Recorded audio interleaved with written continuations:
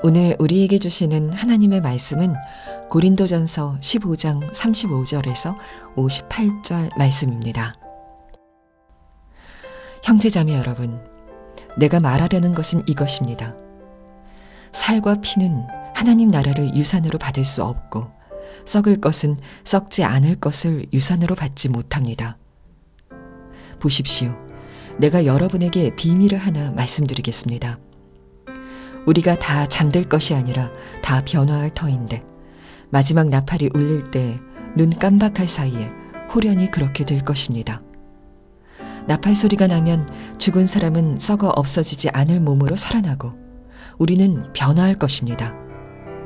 썩을 몸이 썩지 않을 것을 입어야 하고 죽을 몸이 죽지 않을 것을 입어야 합니다. 썩을 이 몸이 썩지 않을 것을 입고 죽을 이 몸이 죽지 않을 것을 입을 그때 이렇게 기록한 성경 말씀이 이루어질 것입니다. 죽음을 삼키고서 승리를 얻었다. 죽음아, 너의 승리가 어디에 있느냐? 죽음아, 너의 독침이 어디에 있느냐? 죽음의 독침은 죄요, 죄의 권세는 율법입니다. 그러나 우리 주 예수 그리스도를 통하여 우리에게 승리를 주시는 하나님께 우리는 감사를 드립니다. 그러므로 나의 사랑하는 형제자매 여러분, 굳게 서서 흔들리지 말고 주님의 일을 더욱 많이 하십시오. 여러분이 아는 대로 여러분의 수고가 주님 안에서 헛되지 않습니다. 아멘. 하나님의 말씀입니다. 여러 가지 어려운 일이 참 많으실 겁니다. 한 주간을 어떻게 지내셨는지 궁금하기도 하고 또 기도하는 마음이 때때로는 많이 아프기도 합니다. 그러나 우리가 겪는 문제보다도 주님은 훨씬 더 크시고 놀라우신 것을 정말 믿으시기 바랍니다. 그래서 힘들 때일수록 더욱 주님을 바라보게 되기를 진심으로 축복합니다. 목회자들이 만나면 앞으로 많은 교인들이 교회를 떠나게 되지 않을까 그런 걱정들을 합니다. 교회에 모여서 예배하지 못하는 시간이 길어지고 이렇게 온라인 생방송으로만 예배하는 그런 것 때문에 오는 영향이 걱정스럽습니다. 그러나 또 한편으로는 저는 그런 생각도 듭니다. 그동안에 우리가 정말 예수를 믿고 살았는지를 점검해 보는 그런 시기이기도 하다는 것입니다. 진짜 예수를 믿은 것도 아닌데 그저 교회만 다니는 믿음으로 자기가 예수 믿은 줄로 생각했던 사람들, 그런 사람들이 얼마나 많을까? 하나님께서 이번 요 시기를 통하여 우리를 그렇게 가르치는 것은 아닌가, 그런 생각도 합니다. 리차드 범브란트 목사님께서 그리스도인은 두 부류로 나눈다고 말씀을 했습니다. 한 부류는 정말 하나님을 믿는 사람이고 또 한 부류는 자기가 하나님을 믿는다고 믿는 사람들이라고 그렇게 말을 했습니다. 착각하고 있는 분들, 내가 하나님을 믿는다고 믿는 사람들은 이런 어려운 일이 생길 때 견뎌낼 수가 없습니다. 그러므로 이런 어려운 때가 되었을 때 우리가 예전처럼 그저 다시 일상으로 돌아가서 모여서 이렇게 예배할 수 있는 날이 돌아오기만을 기도해서는 안 될 거라는 생각이 듭니다. 이번에 어떤 어려움과 시험에 만날지라도 흔들리지 않는 진짜 예수 믿는 사람으로 우리가 설 수 있게 되기를 기도해야 합니다. 우리가 정말 어떤 믿음의 사람인지, 나는 정말 예수 믿고 구원받은 생명 가진 성도가 맞는지 여러분 스스로가 한번 분명하게 자기 점검해 봐야 됩니다. 그 믿음이 바로 부활신앙입니다. 예수님이 부활하셨다는 사실을 정말 믿고 나도, 내 몸도 부활할 것이라고 믿는 믿음, 이 믿음이 있는 사람은 시험이 오거나 핍박이 오거나 유혹이 오거나 어려움이 와도 흔들리지 않습니다. 사도 바울은 우리 몸의 부활을 증거했을 때 고린도 교인들로부터 질문을 받았습니다. 35절입니다. 죽은 사람이 어떻게 살아나며 그들은 어떤 몸으로 옵니까? 죽었다가 다시 부활한다는데 그러면 어떤 몸으로 부활하는 겁니까? 라는 질문을 받았습니다. 사도 바울은 그 질문에 대하여 씨와 그리고 꽃과 나무의 비유를 해서 설명을 했습니다.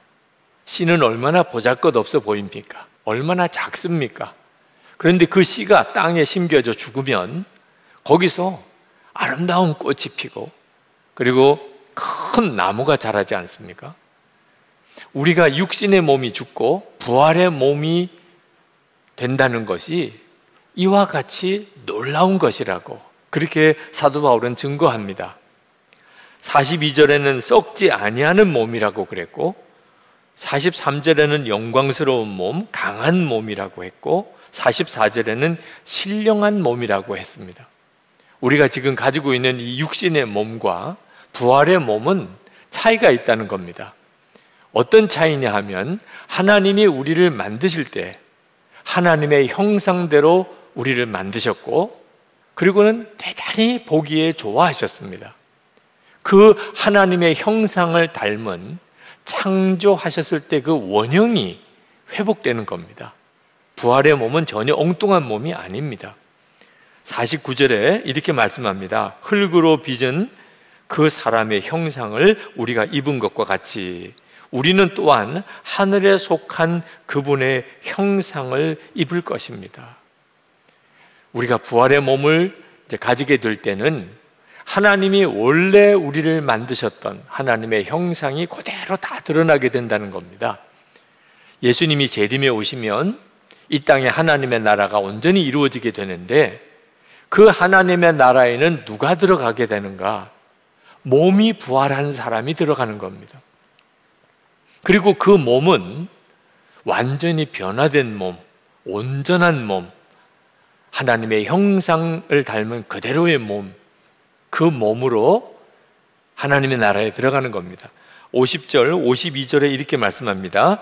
형제, 자매 여러분, 내가 말하는 것은 이것입니다. 살과 피는 하나님의 나라를 유산으로 받을 수 없고 썩을 것은 썩지 아니할 것을 유산으로 받지 못합니다. 52절에 마지막 나팔이 울릴 때 눈 깜빡할 사이에 호련히 그렇게 될 것입니다. 나팔 소리가 나면 죽은 사람은 썩어 없어지지 않을 몸으로 살아나고 우리는 변화할 것입니다. 여러분, 이 믿음이 엄청난 믿음입니다. 나도 내 몸도 부활할 것이라. 이 사실을 진짜 믿게 되면 빨리 죽고 싶어요. 그런 허무주의, 염세주의, 그런 생각이 다 사라져 버리게 됩니다.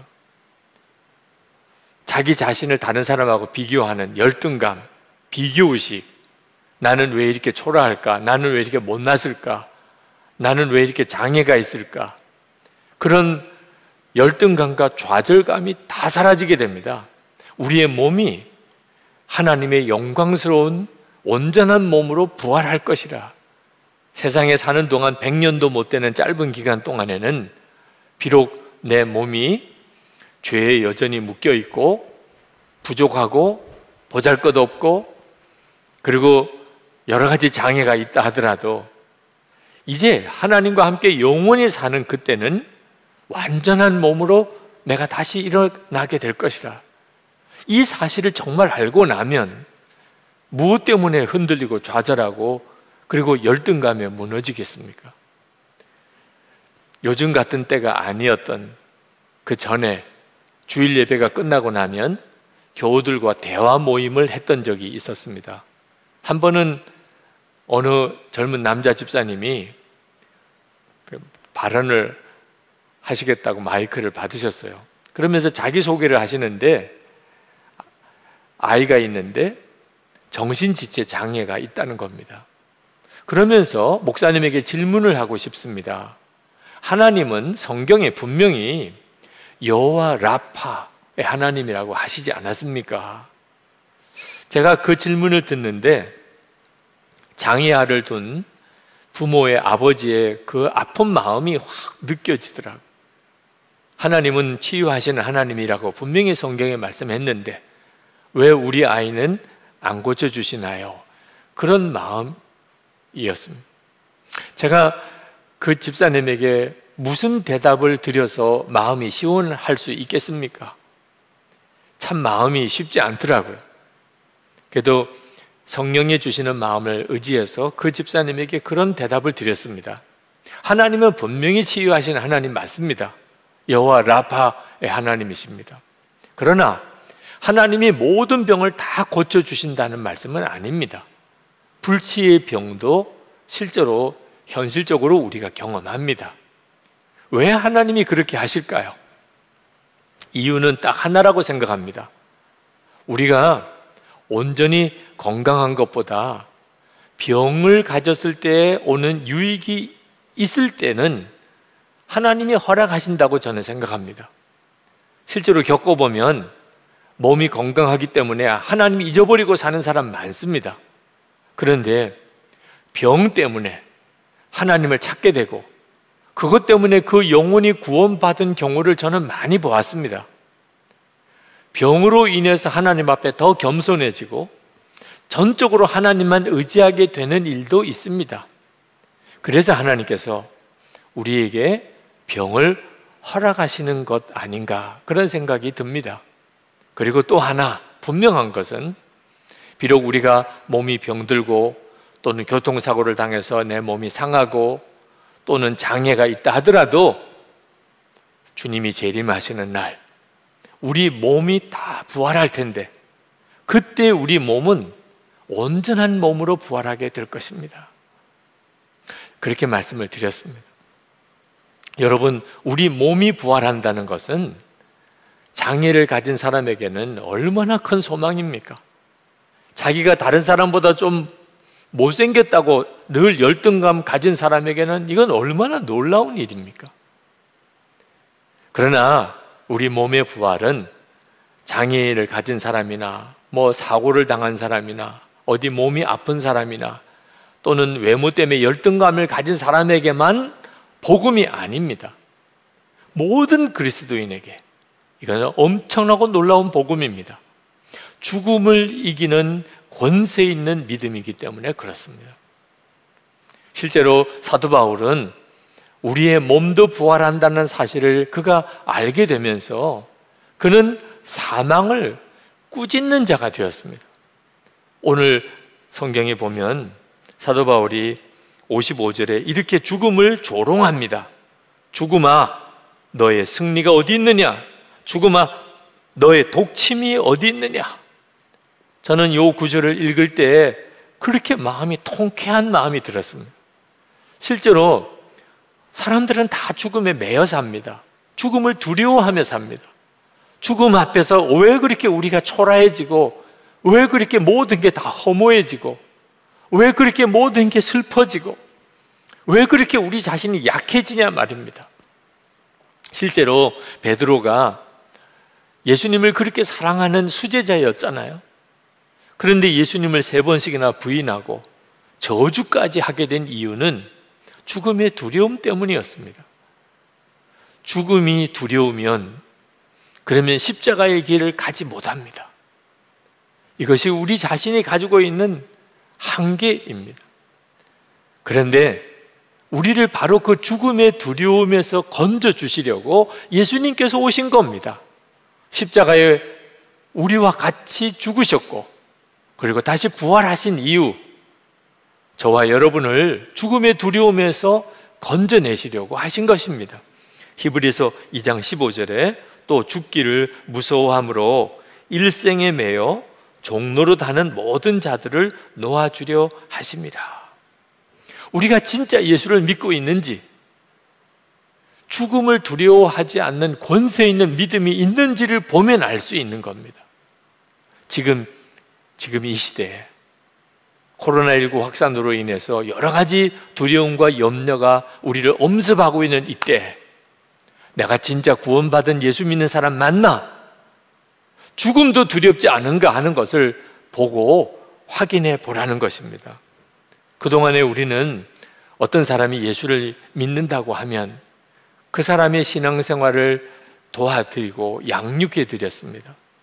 교회 생활 안내하고 예배 드리는 생활을 가르치고 기도 생활을 가르치고 성경 읽고 묵상하는 법을 가르치고 믿음이 조금 자라면 세례를 받게 하고 교회에 직분도 주고 교회 봉사도 하게 하고 어려운 사람 돕게도 하고 나가서 예수 안 믿는 사람 전도도 하게 하고. 그런데 한 가지 우리가 예수 믿는 사람에게 말해주지 않으려고 하는 것, 늘 조심하는 것은 예수 믿으면 고난도 받는다, 순교할 수도 있다, 이 말은 거의 금기어처럼 입에 담기 힘들어 했습니다. 왜냐하면 그런 말 들으면 예수 안 믿겠다고, 예수 믿어서 고난을 당하고 심지어 순교까지 할 수 있다면 그러면 나 예수 믿는 거 정말 싫다고 그렇게 나올까 봐 조심조심해서 고난에 대한 이야기, 순교에 대한 이야기는 안 하려고 했었습니다. 그 말은 우리 자신도 그 점에 대해서 확신이 없었던 겁니다. 이런 믿음 가지고서는 코로나19 확산으로 인한 어려움, 이런 정도의 시험에 그냥 맥없이 넘어지게 됩니다. 진짜 믿음이 아니었던 것입니다. 초대교회 때는 달랐습니다. 그들은 예수 믿으려고 할 때, 세례 받기로 결심할 때 죽을 각오해야 했습니다. 순교할 믿음으로 처음 예수를 믿게 된 겁니다. 예수 믿으면 모든 거 다 뺏기고, 예수 믿으면 모든 인간관계 다 끊어지고, 예수 믿으면 감옥에 갇히고 죽을 수도 있다, 그래도 좋습니다, 이런 사람들만 예수 믿고 세례 받았습니다. 그러면 누가 예수 믿겠습니까?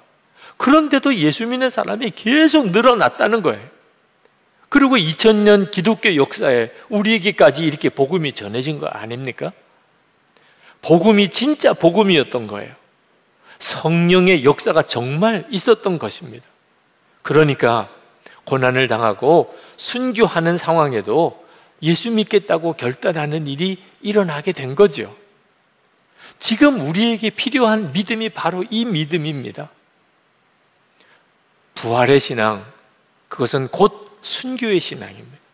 죽음도 두렵지 않는 그런 믿음인 것입니다. 주기철 목사님이 1944년 47의 나이에 순교하셨습니다. 최근에 주기철 목사님에 대한 글을 읽으면서 저 자신이 깊이 저를 돌아보는 시간이 있었는데, 바로 그 47살에 순교하셨다는 것 때문입니다. 저는 언제나 주기철 목사님은 저보다도 나이가 많으신 분이라고 생각을 했습니다. 그러니까 믿음이 그만큼 강하셨을 거고, 그러니까 그분은 그만큼 성숙한 판단도 하셨을 것이다. 그런데 어느덧 보니까 제가 순교하셨을 때 주기철 목사님보다 훨씬 나이가 많은 사람이더라고요. 주기철 목사님이 산정현교회에서 마지막 설교를 하셨을 때 그 설교 제목이 나의 5가지 소원입니다. 그 첫 번째 대지가 죽음의 권세를 이기게 하여 주시옵소서, 그 제목이었습니다. 제가 주기철 목사님의 그 첫 번째 대지 설교를 좀 요약해서 읽어드리겠습니다. 나는 바야흐로 죽음에 직면하고 있습니다. 나의 목숨을 빼앗으려는 검은 손은 시시각각으로 닥쳐오고 있습니다. 죽음에 직면한 나는 사망 권세를 이기게 하여 주시옵소서 기도하지 않을 수 없습니다. 사망 권세는 마귀가 사람을 위협하는 최대의 무기입니다. 죽음을 두려워 의를 버리며 죽음을 면하려고 믿음을 버린 사람이 얼마나 많습니까? 베드로도 죽음이 두려워 가야바의 법정에서 예수를 부인하고 계집종 앞에서 3번이나 맹세하였으니 누가 감히 죽음이 무섭지 않다고 장담하겠습니까? 그러나 폐결핵 환자로 요양원에 눕지 아니하고 예수의 종으로 감옥에 갇힌 것은 얼마나 큰 은혜입니까? 자동차에 치여 죽는 죽음도 있는데 예수의 이름으로 사형장에 나가는 것은 그리스도인 최대의 영광입니다. 나의 사랑하는 교우 여러분, 그리스도의 사람은 살아도 그리스도인답게 살고 죽어도 그리스도인답게 죽어야 합니다. 죽음을 무서워 예수를 저버리지 마십시오. 풀의 꽃과 같이 시들어 떨어지는 목숨을 아끼다가 지옥에 떨어지면 그 안이 두렵습니까? 한번 죽어 영원한 천국 복락, 그 안이 즐겁습니까? 나의 사랑하는 교우 여러분, 의에 죽고 의에 삽시다. 여러분, 예수는 살아계십니다. 그러니 예수로 죽고 예수로 삽시다. 그 설교 마지막에 내 영혼을 주님께 부탁합니다 하고 설교를 마치셨습니다. 지금은 순교의 시대가 아닙니다. 예수 믿는다고 감옥에 끌고 가거나 죽이지 않습니다. 그러나 주기철 목사님의 그 신앙과 지금 우리의 신앙이 달라서야 되겠습니까?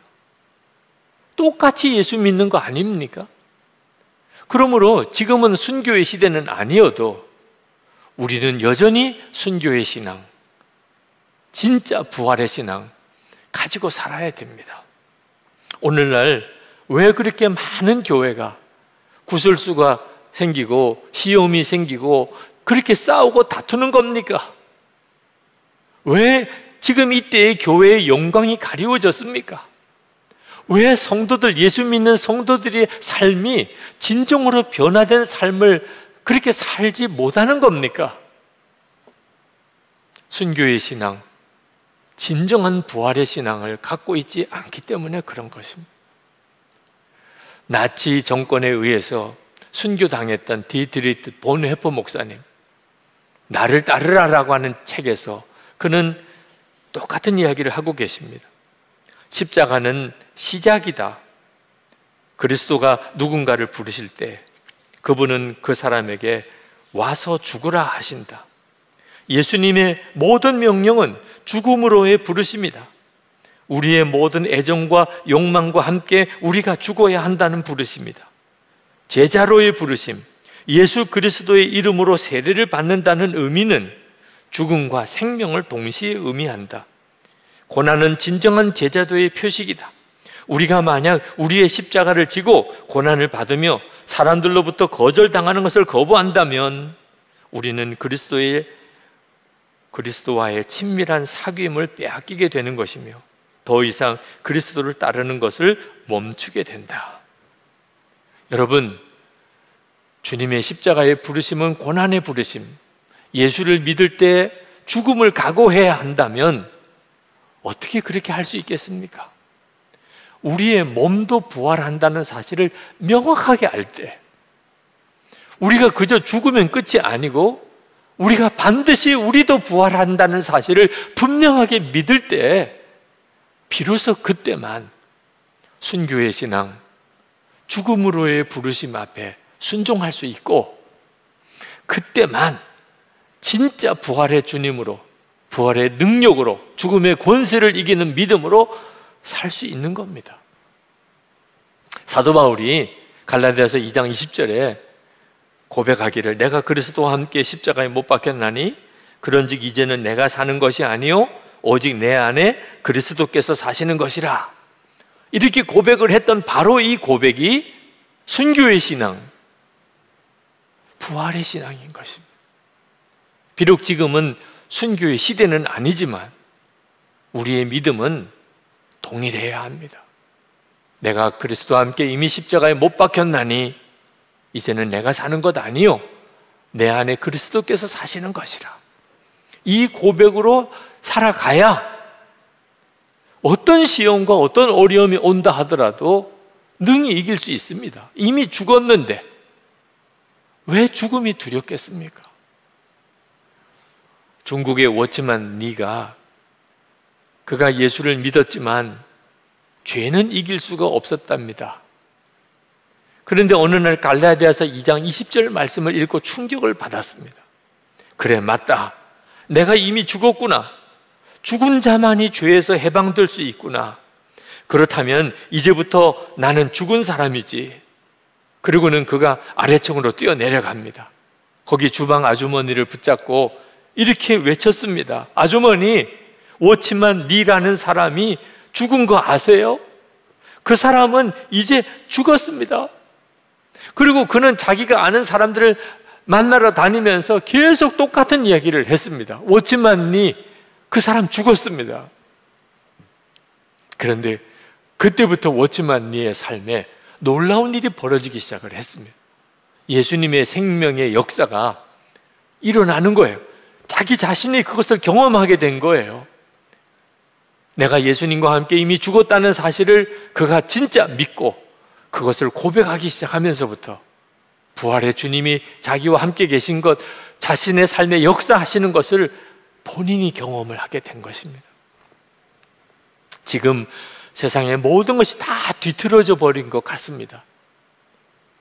자연재해나 또는 코로나19 전염병 같은 문제뿐만 아니고 죄가 이기는 것 같고 하나님을 모욕하는 자들이 잘 되는 것 같고 완전히 마귀 세상이 된 것처럼 그렇게 느껴질 때도 있습니다. 그러나 두려워하지 마십시오. 하나님이 반드시 이기십니다. 이것은 이미 정해진 사실입니다. 그래서 흔들리지 않아야 합니다. 사도 바울이 부활신앙을 그렇게 강조한 이유, 우리 몸도 부활합니다.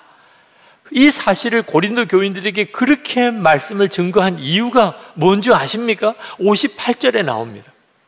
그러므로 나의 사랑하는 형제 자매 여러분, 굳게 서서 흔들리지 말고 주님의 일을 더욱 많이 하십시오. 여러분이 아는 대로 여러분의 수고가 주님 안에서 헛되지 않습니다. 부활신앙을 강조한 것은 그저 우리가 죽고 난 다음에 우리도 부활할 것이라는 사실을 그저 뜬구름처럼 무슨 어떤 전설이나 신화를 이야기하는 것처럼 말씀하려는 게 아닙니다. 우리의 몸이 부활한다는 사실이 진짜 믿어지면 지금 내 삶이 달라지니까 어떤 어려움이 와도 핍박이 와도 유혹이 와도 굳게 서서 흔들리지 않는 거예요. 오히려 더 열심히 주의 일을 하는 겁니다. 왜? 절대로 헛되지 않게 되니까. 부활의 그날, 우리 몸이 부활하는 그날, 그 하나님의 나라에서 우리가 누릴 그 영광이 말할 수 없이 크니까 말이에요. 우리가 죽어도 다시 부활할 것이라는 믿음 때문에 죽음도 이기는 권세 있는 믿음을 가지게 됩니다.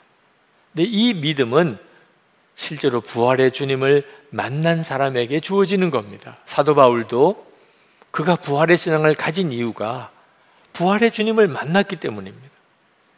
고린도전서 15장 8절에 그는 고백합니다. 맨 나중에 다리 차지 못하여 난 자 같은 나에게도 부활의 주님이 나타나셨습니다.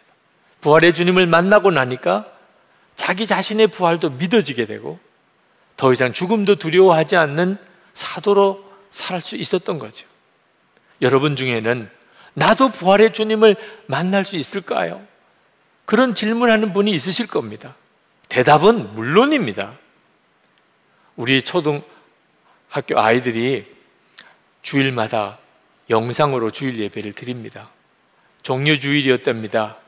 십자가의 사랑에 대한 설교를 영상으로 그 아이들이 보았는데 초등학교 5학년 아이가 그날 예수동행 일기에 이렇게 일기에 썼다는 거예요. 예배를 드리고 나니 이런 생각이 들었다. 나는 죄인이고 하나님보다 게임 생각을 더 많이 하고 예배 드리기 싫어하는 아이인데 하나님이 정말 나를 위해 죽으셨을까? 그리고 내가 간절히 기도하면 나를 만나 주실까? 이런 생각을 해서 이번 주는 게임을 하지 않고 기도 시간을 늘리려고 한다. 얼마나 사랑스러운 결단입니까? 여러분, 이 아이에게 여러분은 뭐라고 대답을 하시겠습니까? 물론이지. 하나님은 너를 사랑하셔. 너가 게임을 좋아하고 예배 드리는 거 싫어해도 하나님은 너를 사랑하셔. 너가 정말 기도하면 하나님이 너를 만나 주시는 거 물론이야. 여러분, 그렇게 대답해 주지 않으시겠습니까? 여러분도 마찬가지입니다. 내가 부활의 주님을 만날 수 있을까? 내가 정말 주님과 그렇게 친밀히 동행하는 삶을 그렇게 살 수 있으며 나도 부활의 신앙을 가지고 살 수 있을까? 물론이지요. 하나님이 뭐라고 대답하시겠습니까? 내가 매일 일기를 쓰면 내가 그렇게 주님을 만날 수 있을까?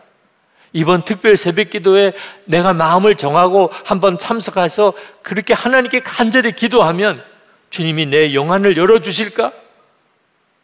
물론이죠. 우리 주님이 얼마나 그것을 원하시겠습니까? 여러분, 그저 옛날처럼 그저 교회나 잘 다니게 해주세요. 이제 그렇게 기도하지 맙시다. 이번 기회에 어떤 일이 있어도, 심지어 그것 때문에 내가 순교해야 한다 할지라도 흔들리지 않는 진정한 믿음, 예수 그리스도를 정말 믿고 주님을 바라보고 주님과 동행하는 그 믿음으로 주님 나를 세워주옵소서. 이제 우리 같이 기도할 때 그것이 우리의 오늘의 기도 제목이 되었으면 좋겠습니다. 하나님, 제가 온전한 믿음으로 서기 원합니다. 하나님, 제가 예수를 믿었는데 정말 순교의 신앙, 그 신앙이 가능해지는 바로 부활의 믿음, 제가 분명하게 붙잡게 해 주옵소서. 그래서 우리 삶의 가정의 일터의 교회 안에 부활의 역사가 실제로 체험되게 해 주시옵소서. 우리 다 같이 기도하겠습니다. 은혜와 사랑에 충만하신 하나님, 놀라우신 하나님의 역사하시고 인하여 주님을 찬양하며 간절한 마음, 발성한 내 심령 주님 앞에 찬양하며 사랑하는 성도들에게 주님의 은혜를 보여주시기 바랍니다. 마음의 기쁨과 주님 만나주시고 만져주시고 역사하시기를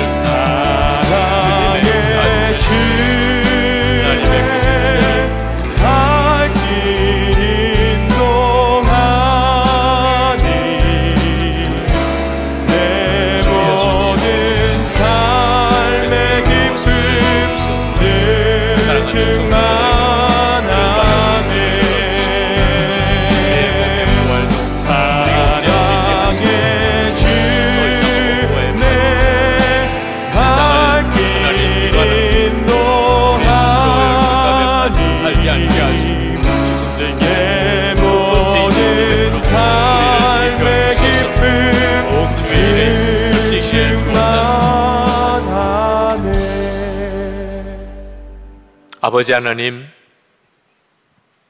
오늘도 저희들이 주님을 바라봅니다. 비록 우리가 지금 있는 곳이 예배당이 아니지만 우리 자신이 이미 성전이 되었으니 지금 있는 그곳에서 하나님 거룩히 그곳을 구별하시고 예배의 처소로 삼으시고, 그리고 우리의 간절한 마음을 주님 받아주소서. 예배드리는 성도들 머리머리에 주님이 친히 안수하시고 그들이 있는 그곳을 주의 거룩한 빛으로 구별하소서.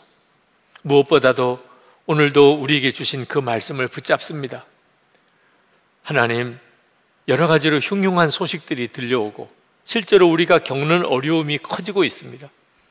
앞으로는 어떻게 될지 예측하기도 힘들고 답답할 때가 있습니다. 그러나 하나님께서 우리에게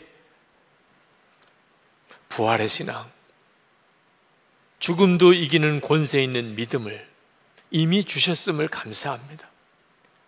부활의 주님을 바라보는 눈을 분명히 뜨게 해주셔서 세상보다 더 크신 주님이 함께 계심을 우리가 분명히 알게 하소서. 주님은 우리를 반드시 인도하시고 우리가 살 길을 주님이 이끄실 것을 우리가 분명히 믿고 가게 하소서.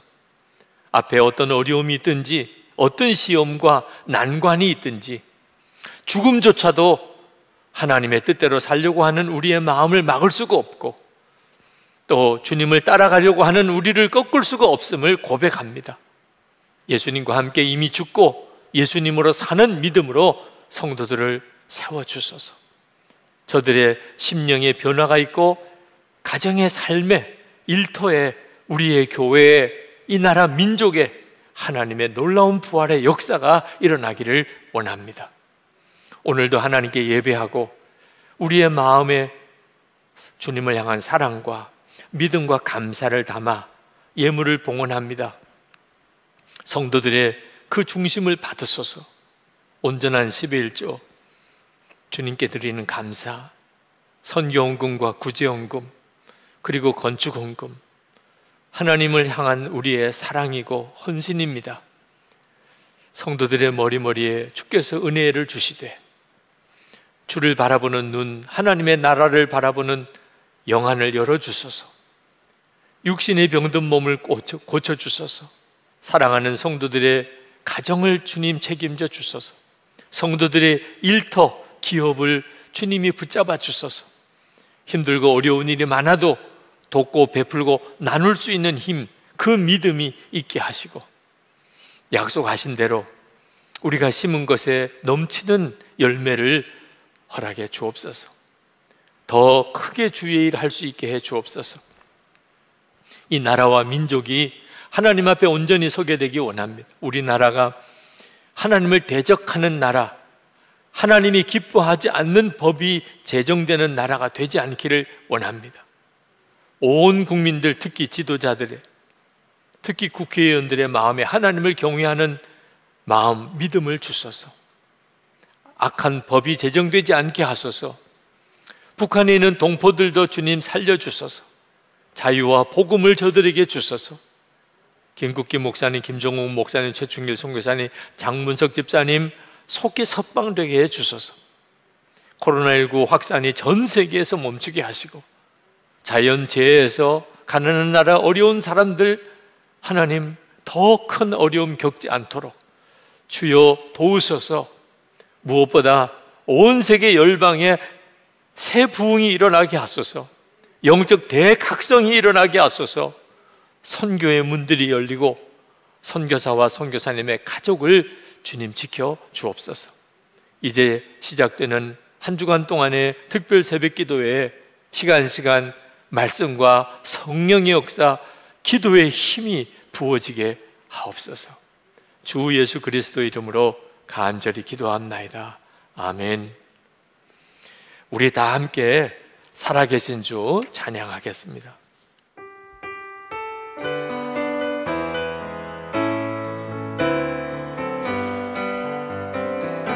주 하나님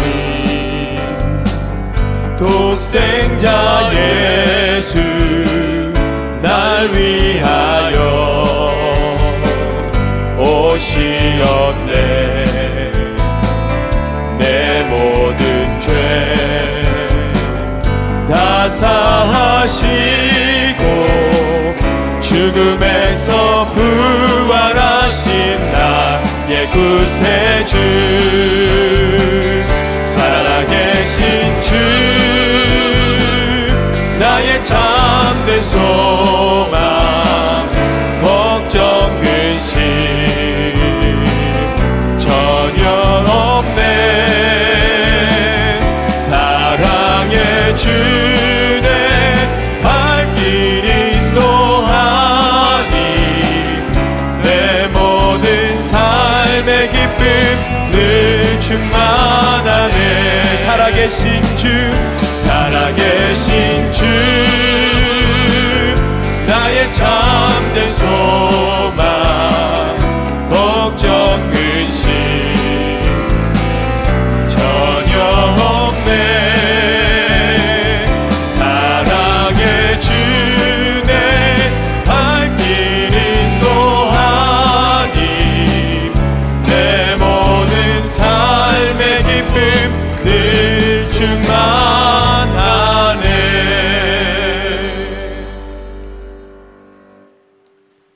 하나님, 예배하는 그곳에 어떤 처지와 형편에 있든지 주님 주의 영으로 덮으시고 주의 보혈로 덮으시고 예배하는 모든 성도들의 심령에 복을 주소서. 주 예수님의 은혜와 하나님의 사랑하심과 성령의 교통하심이 항상 충만하게 하시기를 축원하옵나이다. 아멘.